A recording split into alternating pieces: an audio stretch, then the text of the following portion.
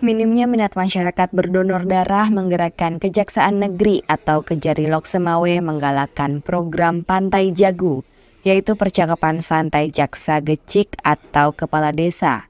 Kegiatan itu dilakukan dengan memberikan penyuluhan hukum secara gratis kepada masyarakat maupun pejabat di tingkat kecamatan maupun desa.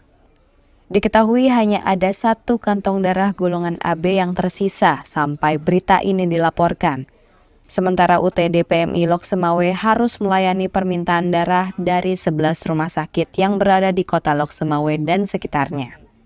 Kepala Kejari Loksemawe, lalu Syaifuddin menjelaskan, melalui program ini masyarakat dapat melakukan konsultasi semua perkara hukum dengan tim Kejari yang telah berada di lokasi.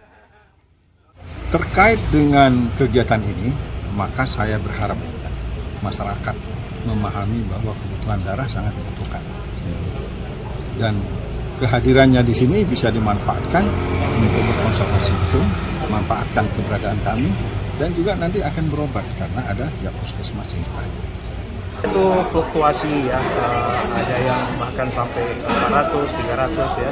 Jadi fluktuasi permintaannya itu bervariasi ya. Yang jelas kewajiban kita itu memenuhi stok untuk bisa melayani masyarakat, itu kewajiban kita. Setiap bulan kebutuhan darah di kota tersebut mencapai 400 hingga 500 kantong untuk pasien darurat maupun tindakan rutin. PMI akan terus berinovasi dan berkolaborasi dengan berbagai organisasi maupun instansi agar mampu mencukupi kebutuhan darah di kota Loksemawe. Dari kota Loksemawe, Provinsi Aceh, Trifani, Kantor Berita Antara, mewartakan.